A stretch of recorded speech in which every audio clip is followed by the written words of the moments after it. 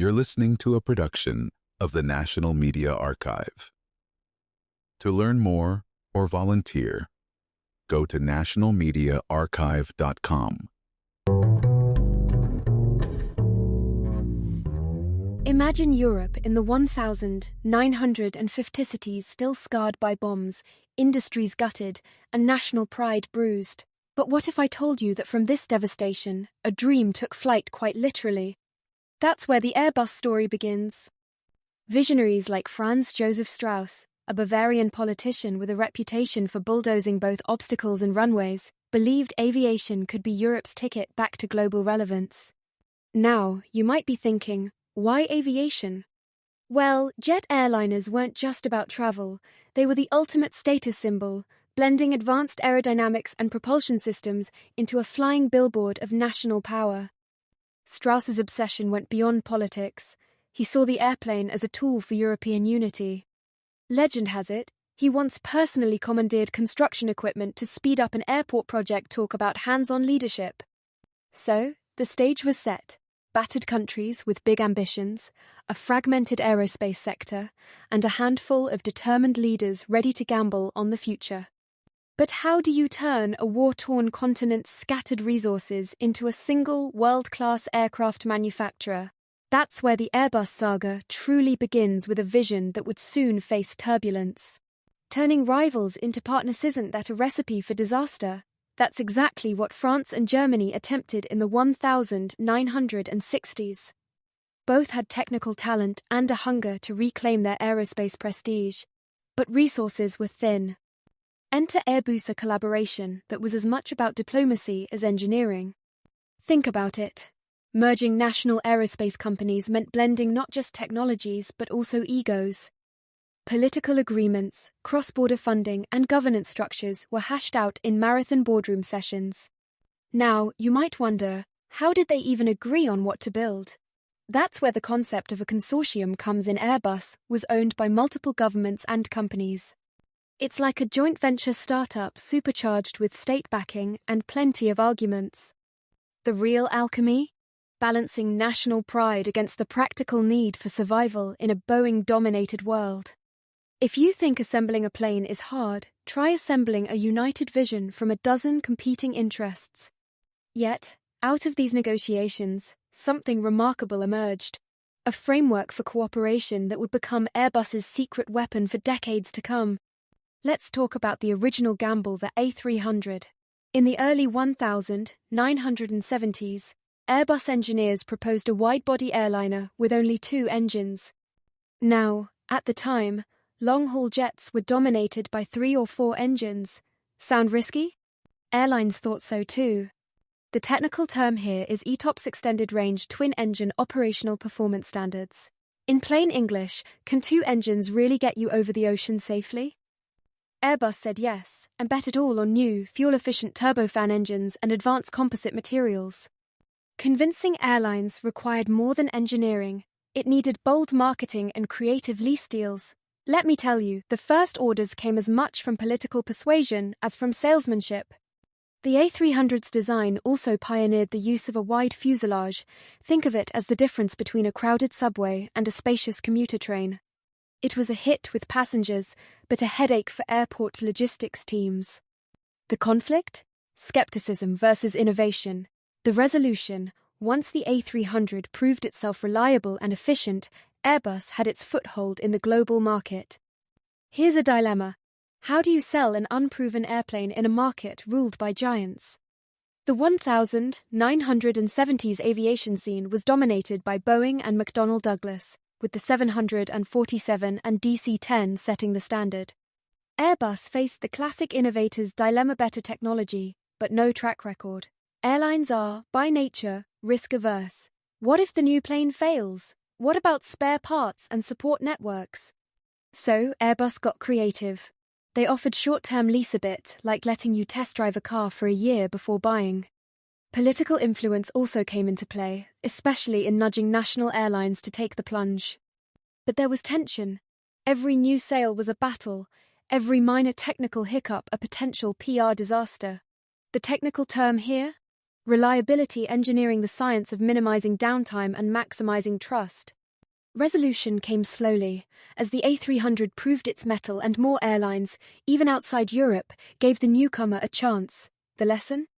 Sometimes you need both innovation and patience to break the status quo. With the A300 gaining traction, Airbus didn't rest. The next leap was the A310, a shorter, lighter version optimized for medium and long-range routes. But the real revolution came with the A320 in the 1980s. Have you ever heard of fly-by-wire? In traditional planes, pilots' commands are transmitted by cables and hydraulics. With fly-by-wire, it's all electronic signals. Think of it as upgrading from manual steering to power steering in your car. Some pilots were skeptical. Can computers really be trusted at 35,000 feet? But digital avionics, meaning advanced onboard electronics, allowed for safer, lighter, and more efficient planes. Conflict arose between tradition and technology. The setup, experienced pilots used to tactile feedback. The tension, learning to trust a computer system. The resolution? The A320's stellar safety record won over even the staunchest critics. This digital shift wasn't just an Airbus milestone, it set a new standard for the entire industry. By the 1990s, Airbus was no longer the underdog. The rivalry with Boeing became aviation's version of a chess match, each side countering the other's moves, from design to marketing. Boeing responded to the A320 with revamped 757 and 767 models, while Airbus expanded its family with the A330 and A340. Technical terms like range and payload, how far and how much a plane can carry, became central to sales pitches. Now, you might ask, who really benefits from this rivalry? The answer? Us, the passengers. Competition drove advances in passenger comfort, fuel efficiency, and safety standards. The conflict? Market dominance was at stake. Airlines were courted with aggressive sales tactics, and loyalty was no longer a given. The result? A golden era of rapid innovation, where every new jet pushed the boundaries of what was possible in commercial aviation. Picture this: a double-decker plane that could carry over 500 people, with lounges, bars, and showers. That was the Airbus A380. It embodied the hub-and-spoke model, flying masses through central airports. The technical challenge? Integrating advanced materials like carbon fiber composites to keep weight down and developing complex wiring systems. Think of wiring a skyscraper and then folding it into a tube. But here's the conflict. As the A380 neared completion, airlines started shifting to point-to-point travel using smaller, more efficient jets. Suddenly, the Super Jumbo's economics looked shaky. Production delays and cost overruns turned the A380 into a corporate headache. Was it a white elephant, a costly marvel from a bygone era? The resolution? While the A380 didn't reshape the industry as hoped, it showcased Airbus's technical prowess and taught painful but valuable lessons about risk and market forecasting. Commercial success wasn't enough. Airbus set its sights on military aviation with the A400M Atlas. The goal? Replace aging transport aircraft and give Europe strategic independence. The technical leap here was turboprop engines, propellers driven by jet engines offering short takeoff ability and heavy lift capacity, but coordinating the needs of multiple nations. That was a logistics nightmare. Now, you might ask, why was it so hard? Well, each country wanted custom features, different avionics, cargo capacities, even cockpit layouts. This is called requirements creep in project management, a surefire way to stretch budgets and timelines.